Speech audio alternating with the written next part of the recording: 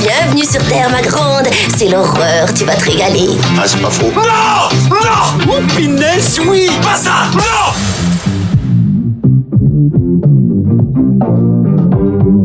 Dites mon nom. Je vais appeler Internet et leur demander de me faxer les numéros de téléphone de toutes ces femmes. Merci. Écoutez, je dirai pas loin, comme ça, si c'est l'apocalypse ce soir, bip bip. Bonjour, c'est Clémence. Bienvenue dans We Love Série, le podcast signé We Love Cinéma qui s'intéresse aux séries cultes d'hier et d'aujourd'hui. Comme on aime bien prendre le temps d'entrer dans les détails, on traite une série à la fois et on y consacre plusieurs épisodes. Dans la collection du moment, on décortique Fondation, la série phare d'Apple TV+, basée sur l'œuvre d'Isaac Asimov. La semaine dernière, on vous parlait de ce récit riche, dense mais pas évident à adapter. Cette semaine, direction les coulisses, on va parler des deux créateurs de la série, David S. Goyer et Josh Friedman. On s'intéressera à la production et on vous parlera aussi d'effets spéciaux. Vous allez voir, il y a plein de choses à dire. Pour cette plongée de l'autre côté de l'écran, j'ai le plaisir de retrouver Julien Dupy. Salut Julien. Salut Clémence. Et Stéphane Moïsakis. Salut Stéphane. Salut Clémence. Alors, comment est-ce que Fondation est apparue sur nos écrans ? Bien, avant d'être porté à l'écran, il y a d'abord une adaptation radiophonique en 8 parties de la trilogie originale. C'est diffusé sur radio BBC 4 en 1973, puis BBC 7 en 2003. L'un des premiers feuilletons radiophoniques de la BBC à être réalisé en stéréo. Tout un programme alors. Moi, j'ai pas eu l'occasion de l'écouter, je sais pas pour vous. Non, pas du tout. Mais tu voilà, me l'apprends. C'était la toute première adaptation. Alors, ce que tu m'as appris, toi, Julien, c'est que pour le passage à l'image, bon, ça a été laborieux. Il y a eu plusieurs tentatives avortées, dont une première par Jean-Jacques Hano, c'est ça ? Oui, avant, Asimov lui disait, Georges Lucas, il a beaucoup pioché dans Fondation pour Star Wars, ce qui me semble tout à fait discutable. Hein. Je veux dire, on connaît les sources de référence de Star Wars, mais bon, sur Fondation, je sais pas. Dites-nous ce que vous en pensez en commentaire, mais moi je ne trouve pas. Oui, apparemment Jean-Jacques Hano a travaillé longtemps sur une adaptation de Fondation, et puis il y a travaillé à la Jean-Jacques Hano, c'est-à-dire qu'il a beaucoup développé une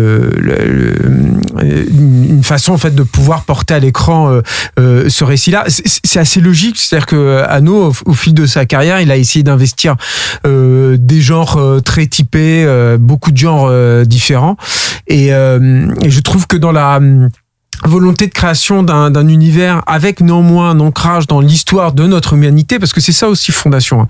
Asimov, il part très très clairement de l'Empire romain, de la chute du Moyen-Âge, de tout ça, quoi. Et bon, ça me semble assez logique qu'Hano ait voulu faire ça, mais je sais pas exactement pourquoi il a pas réussi à le porter à l'écran. J'imagine que le budget a été un des facteurs d'échec en fait de ce projet, surtout qu'Hano, c'est pas quelqu'un qui tourne à l'économie, quoi. Ouais, clairement pas. Et puis c'est la première d'une série d'échecs dans ces tentatives, puisque ensuite en 98, New Line Cinema dépense $1,5 million pour développer une version ciné. Un échec aussi. Et suite à cet échec, le studio s'est engagé à produire une autre trilogie, Le Seigneur des Anneaux. En 2008, New Line Cinema revient à la charge, mais Columbia Pictures remporte l'appel d'offres pour les droits à l'écran en 2009. Et cette fois-ci, c'est Roland Emmerich qui est engagé pour réaliser et produire. Quelle drôle d'idée. Ça, c'est quand même une idée très bizarre. Hein. Quelle idée d'aller chercher Emmerich. Alors Emmerich, c'est sûr, hein, c'est un vrai fan en fait de SF. Hein. C'est évident, hein, quand tu voyais ses tout premiers films allemands, c'était clair que le gars il lisait beaucoup de SF étant enfant et tout, mais c'est quand même très très très étonnant. Enfin, moi je vois pas comment ça aurait pu fonctionner. Ce qui est amusant, c'est qu'à cette époque-là, tu sais qui a été approché pour aider à adapter en fait le récit, c'est David Goyer. En fait, il a refusé d'adapter déjà auparavant Fondation 2 fois, quand il était justement dans le development hell, comme ça au cinéma. Voilà. Ah, c'est drôle. Tu m'as appris un truc, je t'apprends un truc. Génial, cet échange d'infos. Et puis alors, ça ne s'arrête pas là, puisqu'ensuite, c'est HBO qui reprend le flambeau. La chaîne de câble américaine reprend les droits en 2014 avec Jonathan Nolan, le frère de Christopher, et créateur de Westworld, qui est sur le coup à l'écriture et à la production. Là non plus, ça n'aboutit pas. Et finalement, en juin 2017, on apprend que Skydance Television développe une adaptation de la saga avec, cette fois-ci, donc on l'a dit, David Goyer et Josh Friedman aux commandes. On va reparler d'eux dans quelques minutes. Et en même temps que Skydance développe cette adaptation, la production conclut un accord avec la succession d'Asimov pour les droits d'adaptation à la télé. On l'a dit dans le premier épisode aussi, Robin Asimov, la fille de l'auteur, participe à la production, elle est productrice exécutive. Ce qui veut pas dire grand-chose. Mais bon, c'est intéressant de le mentionner quand même. C'est souvent un titre honorifique, il faut préciser ça aux gens quand on voit certains noms qui ne sont pas des noms de producteurs à proprement parler, mais qui sont des gens qui sont associés au projet. Le titre de producteur exécutif, c'est généralement un titre, pas honorifique, façon de parler, mais en tout cas, ils ont fondamentalement peu de mainmise vraiment sur le projet. Voilà. Ça, et puis aussi le fait que souvent les héritiers ont un problème avec ce type d'adaptation. Il y a une grosse partie des héritiers Tolkien qui n'aiment pas du tout ce que Peter Jackson a fait des romans. Je parle même pas des Hobbits, où là ça peut être un peu plus questionné, mais déjà sur Le Seigneur des Anneaux, ils avaient d'énormes soucis. Donc tout ça est compliqué. Compliqué. On va parler de quelque chose d'un peu moins compliqué du coup que les ayants droit, les showrunners. Donc David Goyer d'abord, David Samuel Goyer, producteur, réalisateur, scénariste américain, 55 ans aujourd'hui. Il s'est fait découvrir, il a vendu son premier scénario pour coup. Avec Jean-Claude Van Damme. Exactement, en 89, avec Jean-Claude Van Damme, réalisé par Darren Sarafian. Et puis ensuite, dans les années 90, toujours au scénario, Les Maîtres du Monde, The Crow, La Cité des Anges, Blade. Et ça continue. Il faut peut-être préciser que David Goyer, il a au moins un gros crédit en fait que les gens lui accordent finalement assez peu, c'est que l'état des adaptations de super-héros lui doit énormément, c'est-à-dire grâce au premier Blade, parce que déjà il avait une pour le coup moi je trouve une vision, mais parce qu'on expliquait dans le dernier épisode et Julien assez justement disait qu'il y a quand même un problème de vision sur Fondation et David Goyer a ce problème de manière générale, mais il y avait il a fait une tentative d'adaptation de Blade en reprenant vraiment un personnage qui est un personnage secondaire dans l'univers de Marvel, qui était vraiment traité de manière très spécifique dans les années 70, ce chasseur de vampires, mi-homme mi-vampire en fait, qui était très funky on va dire dans la façon dont il était représenté, parce que c'était à l'époque de la blaxploitation. Lui il en a fait vraiment un personnage avec l'aide de Wesley Snipes en fait, d'un samouraï noir, et avec une comment dire, c'est vraiment une relecture totale en fait du personnage qui a déjà donné, moi je trouve, un très bon film, qui est le premier Blade de Stephen Norrington, mais bon, ça, on n'est pas là pour parler vraiment de ça, mais surtout qui a donné le là pour les nouvelles adaptations de Marvel en fait. C'était la première vraie adaptation de Marvel, en tout cas au cinéma, avec un certain budget chez New Line, et ça a précédé X-Men et Spider-Man, qui sont quand même aussi deux autres gros succès de cette époque-là, quoi. Et du coup, avec cette vision, avec cette façon de faire, on peut en tout cas, à défaut de lui donner tout Marvel en fait, on peut dire que son impulsion a créé en fait ce mouvement-là, qui aujourd'hui donne le MCU, etc., etc. Donc c'est important de le préciser parce que c'est quand même ce qu'on peut appeler un geek en fait. Vraiment. Voilà, en fait, c'est ça exactement. David Goyer, c'est ça, c'est un des premiers vrais scénaristes geeks. Enfin pour moi, qui a pris le pouvoir à Hollywood, ce qui n'était pas le cas. Il n'y en avait pas avant, mais à peu près à la fin des années 90. C'est-à-dire que lui, il a participé à Dark City. Alors encore une fois, c'est surtout Alex Proyas, Dark City. Je vais pas le nier, quoi. Mais il n'empêche que dans Dark City, il y a aussi une compréhension, ce qu'on retrouvera dans Blade, de tout ce qui faisait triper les geeks dans notre genre à cette époque. Là, tous les trucs à la Akira, une certaine frange des jeux vidéo aussi, évidemment beaucoup dans le comics. Et David Goyer, il a vraiment ça en fait. Et c'est vrai qu'il va réussir à transposer ça, à donner les clés pour prouver au monde finalement que c'est totalement adaptable au cinéma, ce qui était loin d'être évident à l'époque. Et puis son amour pour les comics se poursuit parce que après Blade, plus tard, il entame une collab avec DC qui se poursuit encore. Aujourd'hui, puisqu'il a quand même travaillé sur... Ça, c'est plus discutable déjà, quoi. Alors il a quand même fait les Dark Knight. Il a fait Batman Begins, The Dark Knight, et The Dark Knight Rises, avec Nolan, puis Man of Steel et Batman vs Superman avec Snyder. Oui, alors le truc avec Goyer, c'est que c'est quelqu'un qu'on vient chercher, c'est-à-dire que ça, par exemple, c'est un fait assez peu connu, mais quand Marvel a cherché à développer, par exemple, Iron Man, ils avaient un petit pôle de scénaristes, en fait, et ils les faisaient travailler sur les différentes idées, les différentes storylines, en fait, qu'on pourrait vraiment développer et sur quoi on pourrait partir. C'est pas flagrant quand tu vois le premier Iron Man, parce qu'on sait maintenant aujourd'hui que c'est un film qui a été énormément fait à l'improvisation, mais David Goyer faisait partie de ce pôle avec Shane Black notamment parce que c'est des gens qui connaissent très très bien les comics et qui donc en fait ont cette aura de spécialiste. David Goyer, il a été ramené à Christopher Nolan sous ce biais-là, c'est-à-dire que vraiment quand Nolan en fait quand on lui a proposé Dark Knight, enfin Batman Begins en l'occurrence, en fait de relancer Batman, le premier truc que Nolan a dit, c'est moi je connais pas. Donc je vais vous m'amener un spécialiste, je veux en fait travailler avec cette personne-là, et ça a été ce spécialiste, ça a été David Goyer. Donc voilà, c'est après je vais vraiment renchérir ce que disait aussi Julien dans l'épisode précédent sur le manque de vision potentielle d'un David Goyer. C'est-à-dire que ça. Non mais c'est intéressant parce que d'un côté tu peux lui accorder ça effectivement sur Blade, mais de l'autre effectivement il y a aussi un Nick Fury avec David Hasselhoff dans lequel il est plus ou moins associé, que Goyer renie de son fait. C'est sorti la même année que Blade à la télé. C'est une catastrophe. C'est littéralement une catastrophe, mais voilà, c'est les deux lui sont imputables. Il y a deux, en fait, il est capable parfaitement de faire de porter un projet s'il y a quelqu'un derrière pour vraiment le soutenir, et ça donne effectivement Blade ou Dark Knight. Comme il est capable de produire quelque chose qui fondamentalement va tomber, voilà. En l'occurrence, il a fait Blade 2 aussi, il a écrit Blade 2 qui est excellent, et Blade 3, Blade Trinity qui est une catastrophe. Et pour le coup, c'est lui qui l'a réalisé aussi, parce que, alors ça, on peut considérer que c'est un scénariste, moi je trouve, de qualité, David Goyer, pas toujours, mais en tout cas quand il se donne vraiment dans un projet auquel il croit, ça peut être le cas. Par contre, c'est vraiment un pied de réalisateur. C'est vraiment ce n'est pas un de ses talents à mon sens. Voilà. Et puis j'aurais envie de dire, est-ce que le fait qu'il soit capable d'adapter quelque chose qui était considéré comme inadaptable, c'est-à-dire les comic books à l'époque, lui donne la crédibilité d'adapter un cycle de romans aussi inadaptable que la Fondation, ça, la question reste en suspens. Et bon, après, moi, je trouve que c'est raté, mais voilà. Alors, la légende raconte que Apple TV lui aurait demandé de résumer l'histoire de Fondation en une phrase, et qu'il aurait répondu: c'est un jeu d'échecs de 1000 ans entre Harry Seldon et l'Empire, et tous les personnages entre les deux sont des pions. Mais certains des pions de cette saga finissent par devenir des rois et des reines.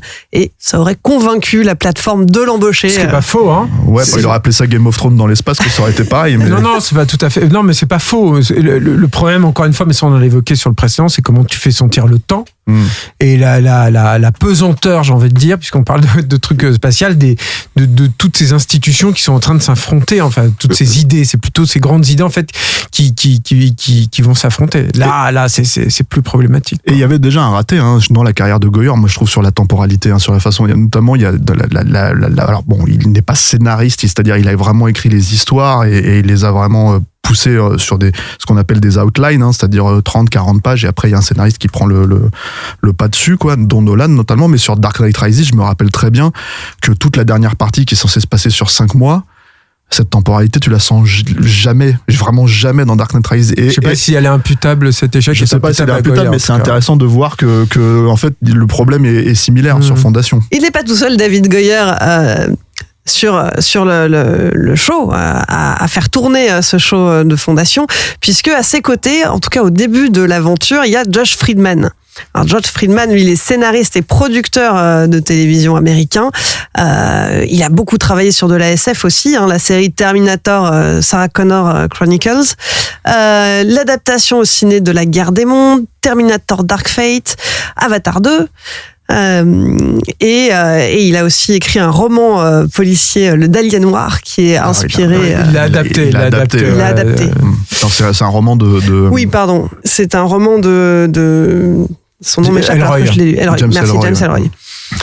Et il a travaillé sur la série Snowpiercer également. Ouais, oui. Donc, alors Friedman et Goyer, il y a une rencontre déjà sur Terminator Dark Fate, mais bon, c'est un projet, comment dire, vraiment aussi chapeauté par Cameron.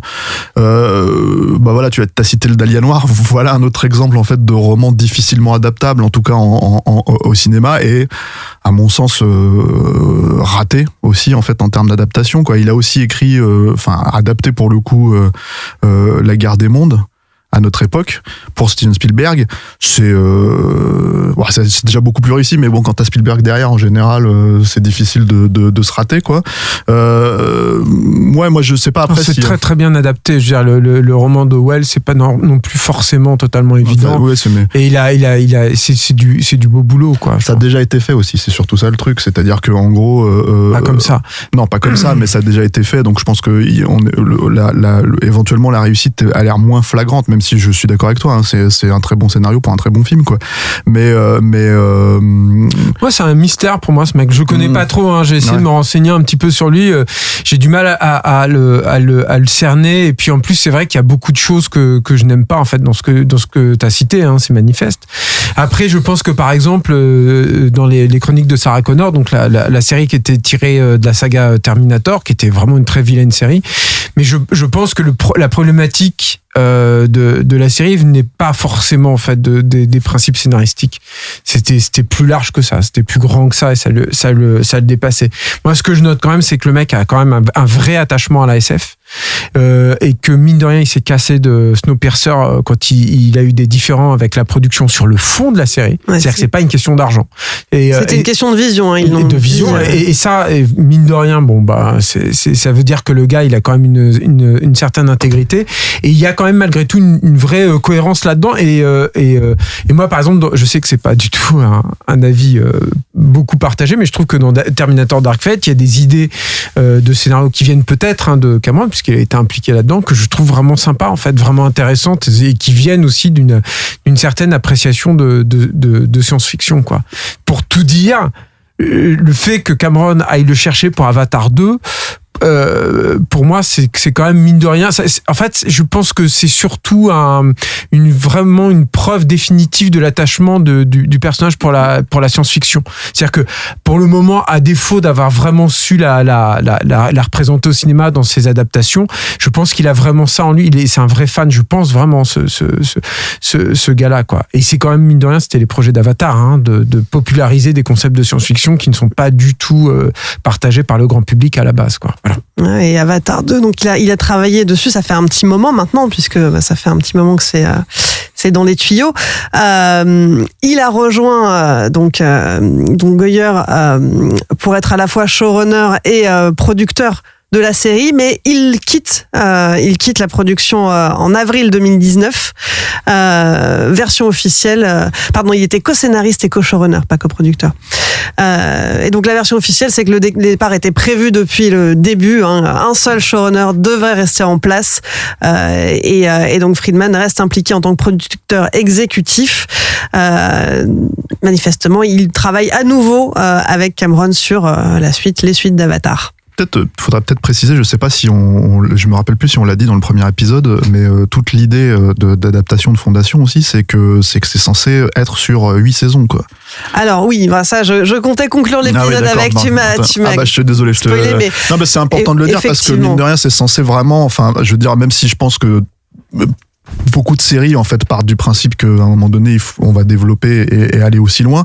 Là, c'est vraiment dans la logique d'adaptation de Goyer et j'imagine de Friedman, en fait, il y a vraiment l'idée de tout adapter sur 80 heures de séries télé, quoi. Tout à fait. Et c'est peut-être pour ça aussi que justement, on en parlait dans le premier épisode, on trouvait que c'était vraiment une petite partie qui avait été explorée uniquement. Ouais, mais ça, c'est un problème, c'est trop, en fait. Moi, je reste persuadé de ça, en fait. C'est trop distendu, c'est trop étalé, quoi. Vraiment. Mais bon, après, ça, on en a encore une fois beaucoup parlé dans le premier épisode, mais je trouve ça un peu absurde, en fait. Je pense qu'il a vendu aussi ce truc-là à Skydance, et puis et plus tard ensuite à Apple, parce que justement ils se sont dit, là on a une vraie épopée qu'on va pouvoir défendre dans le temps et tout, mais je pense que Fondation n'est pas forcément bizarrement adapté à ça.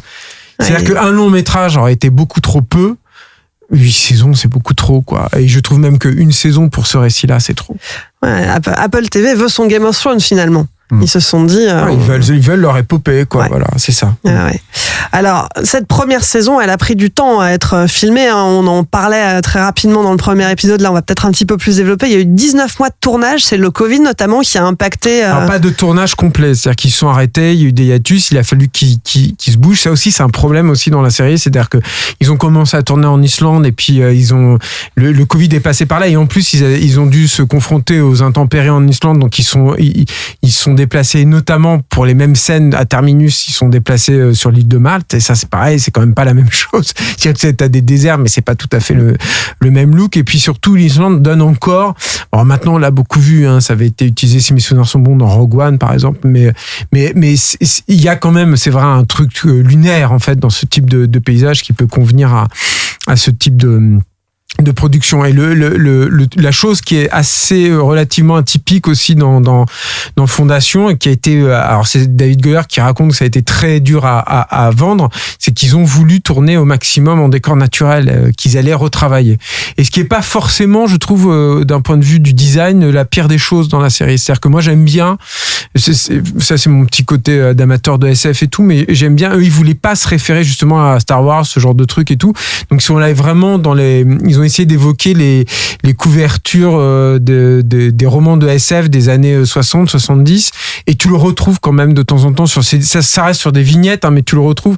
En l'occurrence, ça fait un peu belle photo de Géo avec tout à coup une planète ou des anneaux qui sont dans le fond. Moi, je sais que c'est des choses qui me sont plutôt agréables. C'est pas là-dessus que je vais défendre une série, mais le fait que ce soit là, c'est pas inintéressant, quoi.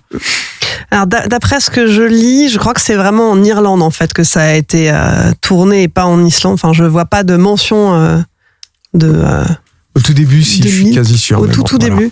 D'accord. Il faudra creuser ça. Mais en tout cas, la production de la série, dans sa globalité, dans sa majeure partie, a eu lieu à Limerick, en Irlande. Et là où était tournée une partie de Game of Thrones aussi, d'ailleurs. Et l'île de Malte, pareil. Tout à fait. Et il y a aussi un travail qui a été fait dans des paysages volcaniques à la caldeira de Los Arrabales. Dans les Canaries également aussi. Et dans les Canaries, c'est pareil, ce sont des paysages, tout ça qu'on a beaucoup vu. Je confirme pour l'Islande, d'ailleurs. Très bien. Alors, je crois que tu avais des choses à nous raconter aussi sur le design, plus précisément. Oui, c'est plus du domaine du détail, mais ça défend quand même quelques trucs. Il y a quelques trucs qui est pas inintéressant en fait dans les designs, c'est-à-dire qu'il y a quand même une recherche à les rendre, si ce n'est fonctionnel, en tout cas à ce qu'ils fassent sens. Et moi, je trouve qu'il y a des petites choses par-ci par-là qui sont assez intéressantes. Dans le premier épisode, je parlais par exemple de l'armure du personnage joué par Lee Pace. Il y a le vaisseau, pareil, de l'Empire, moi je le trouve assez intéressant, qui se crée lui-même un trou noir en fait. Ça c'est un truc que j'ai jamais vu auparavant. Et l'idée aussi c'est que dans la conception de l'Empire est un univers très masculin en fait. Et le vaisseau a été conçu comme ça. C'est-à-dire qu'il y a une idée de forme de couteau, de lame, ou alors de phallique quoi. Enfin c'est un parallèle qui a été usé jusqu'à la corde, mais qui fonctionne plutôt bien moi je trouve. Et qui justement transperce littéralement l'espace. Et j'aime bien en fait ce design de vaisseau. C'est rare des beaux designs de vaisseau, je trouve aujourd'hui dans le cinéma, en série, c'est pas si évident que ça. Et j'aime bien parce que donc t'as cette idée qu'il crée son propre trou noir, qui est une idée que j'avais pas vue avant, où la forme rejoint le fond. Enfin, tu comprends du coup comment il fonctionne. J'aime bien. Il a effectivement ce côté à la fois agressif et très élégant. Moi, je trouve que ça fait partie des idées de design qui fonctionnent plutôt bien. Et la petite anecdote là-dessus, c'est que c'est une maquette. Voilà, c'est une compagnie qui s'appelle Odyssey, dont le fondateur avait travaillé à Weta Workshop, qui l'a fabriqué. Alors ça sent un petit peu. Moi, je trouve que ça rajoute rien vraiment à l'image. Le seul truc qui est pas inintéressant, c'est que du coup ils sont forcés à tout tourner à l'ancienne, comme quand on avait des caméras pilotées par ordinateur et tout. Et du coup, ça donne une façon en fait d'appréhender l'objet, qui c'est un vrai objet quoi. Voilà, c'est pas un objet virtuel quoi. Et ça sent peut-être un petit peu plus. Voilà. Donc ça c'est pas désagréable quoi. Et sur le design aussi, bon, je sais pas, on va pas faire un épisode là-dessus, mais il y a un autre truc aussi que j'aime bien qui est la façon de représenter la science qui est au cœur de la psychohistoire, en fait, qui est au cœur de la série, où Goyer, toujours un peu prétentieux, je trouve qu'il a ça en lui, hein. Ça fait aussi partie, je trouve, un peu du personnage d'ailleurs, qui a donné au directeur artistique comme directive de faire l'écriture des anges, voilà. Mais là aussi, ce qui est pas inintéressant, ce qui fonctionne plutôt pas mal, c'est que ils ont voulu s'affranchir des chiffres arabes, donc nous faire comprendre en fait que c'était en dehors de ça. Et c'est une société qui s'appelle, alors attendez, je vais vous retrouver le nom tout de suite. Je ne la retrouve pas, mais voilà. Mais bon, bref, si c'est Tendril, c'est ça. Et c'est une société qui est à Toronto en fait, qui s'est occupée de ça. Mais la petite anecdote que je trouve, et c'est pareil, ça sent que ça fonctionne aussi, ça aussi, c'est que la personne qui s'appelle Chris Barry, qui s'est occupé en fait de ce design-là, et fait en tant que divertissement, travaille sur de la mécanique quantique. Et c'est pareil, je trouve que mine de rien, c'est un peu comme le vaisseau. Il y a quelque chose qui se rejoint en fait dans tout ça. Dans le précédent épisode, on parlait du générique d'ouverture, le fait que ce soit représenté avec un truc qui ressemble un peu à du sable, comme ça, toujours en mouvement. Ça fonctionne plutôt correctement. Ça rattrape pas les problématiques évidemment de la série, mais au moins t'as ça auquel tu peux t'accrocher, en tout cas dans les premiers épisodes, et c'est déjà ça de gagner, quoi.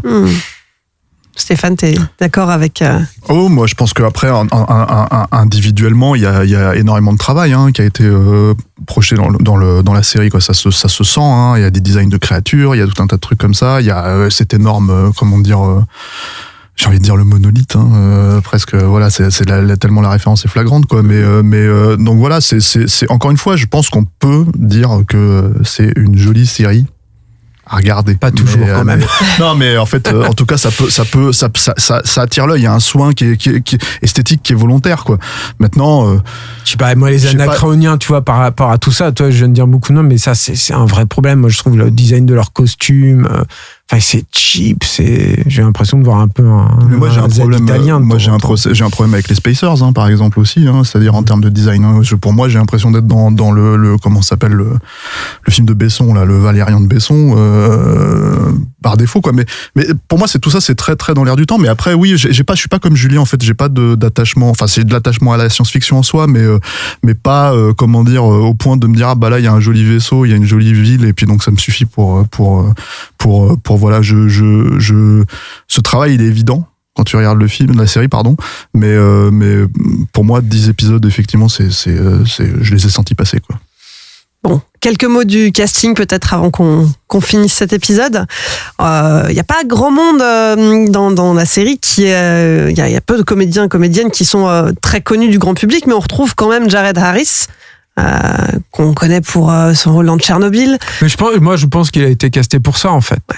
Ils ont le même rôle, en fait. C'est des scientifiques plutôt droits dans leurs bottes et qui viennent et qui disent attention, il y a une catastrophe qui est imminente et qui va arriver. Bon, après, je trouvais qu'il était bien meilleur dans Tchernobyl que dans Fondation, même si c'est pas non plus un problème, je trouve, dedans. Non. Il y a une petite anecdote rigolote d'ailleurs, c'est que quand il discutait avec les gens, souvent, Goyer avait donné comme directive de continuer en fait à tourner sur Jared Harris une fois que les autres comédiens avaient fini de dire leur dialogue. Et ils ont beaucoup récupéré ces moments-là pour vraiment montrer le poids qui pèse sur les épaules de ce personnage-là, quoi. Voilà.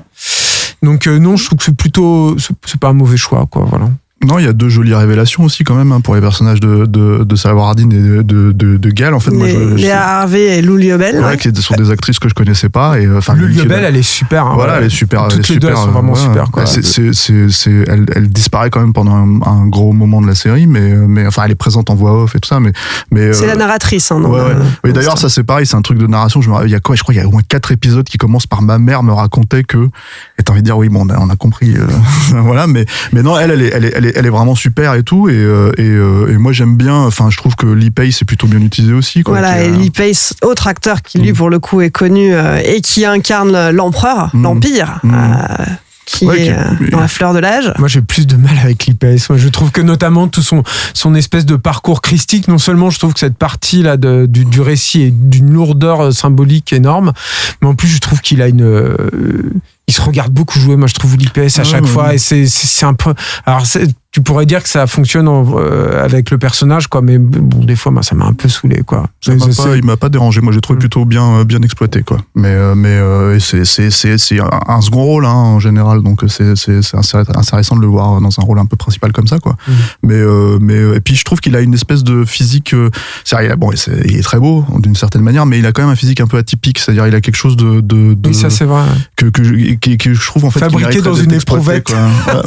Non, mais c'est vrai, il a des muscles, par exemple, qui sont tout à fait bizarres quelque part. Il est très sculptural comme mec, mais presque trop quelque part. C'est-à-dire que ses pectoraux, la façon qu'ils ont d'être taillés, je reviens pas, je parle des pectoraux, mais c'est important parce qu'ils sont beaucoup exploités et beaucoup montrés dans le truc, et que ça fait sens. Enfin, je veux dire, le côté sculptural, je pense qu'il a été choisi pour ça, quoi. Et c'est vrai, ça, c'est totalement, moi, c'est vraiment une problématique vraiment de jeu, pour le coup, moi, je pensais, qui me pose plus de soucis. Je pensais plus à ses sourcils, en fait. Il y a un truc, en fait, qui est joué. Non, mais c'est pas, enfin, parce que c'est quelque chose, tu sais, enfin, les gens qui ont des regards très appuyés comme ça, en général, on leur demande de s'épiler les sourcils, ce genre de choses, en fait, quand c'est des stars de cinéma, on va dire, des comédiens de cinéma. Et là, en fait, c'est quelque chose qui reste chez lui, qu'on voit, qu'on remarque, et c'est pas si fréquent que ça, et du coup ils en jouent quand même beaucoup, notamment avec l'acteur, et tu vas peut-être me donner son nom parce que je l'ai pas sous la main, mais l'acteur qui joue sa version âgée, plus âgée, ouais. Voilà, ils en jouent beaucoup en fait de ça pour la ressemblance. Je trouve que c'est moins flagrant avec le comédien. Merci. Yes. C'est moins flagrant avec le comédien qui joue le rôle jeune, hein, je trouve, parce que là il a vraiment une allure de comment dire, de jeune premier de série ou de film young adulte, quoi. Mais c'est un peu volontaire puisqu'il il est censé avoir une romance aussi dans la série, quoi, à un moment donné, mais je trouve qu'en fait ce jeu comme ça sur le sourcil, il y a vraiment, c'est idiot, hein, de dire ça comme ça, mais c'est finalement suffisamment rare pour le pointer, je trouve, du doigt, quoi. Écoutez, je vous propose qu'on s'arrête sur les sourcils de l'IPS. Et ses pectoraux. Parfait. Et ses pectoraux, c'est très bien pour conclure. Fondation, si vous avez aimé, réjouissez-vous. Une seconde saison est d'ores et déjà confirmée. On l'a appris le 7 octobre. Et si le succès est au rendez-vous, donc on le disait tout à l'heure, ça ne s'arrêtera pas là. David Goyer dit qu'il aimerait développer la série sur 8 saisons, donc 70 ou 80 épisodes. Ceci dit, ça n'a pas été très très bien reçu par la critique, j'ai l'impression, quand même, cette adaptation. Alors, a priori, les réceptions est assez... Consensus mou, quoi. Consensus mou, oui. Il va y avoir des critiques positives et puis d'autres qui le sont moins. Je pense que... Ça manque de vision, donc ça peut pas être clivant, en fait, comme adaptation, encore une fois. C'est un peu, voilà. Il y a une reconnaissance des qualités esthétiques de la série, très clairement.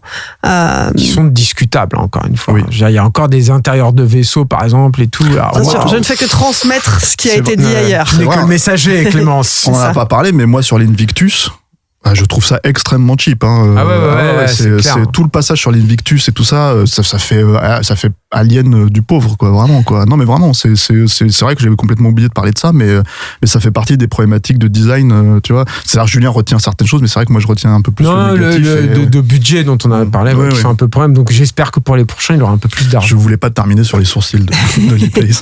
Très bien, on terminera sur l'Invictus, donc. Voilà.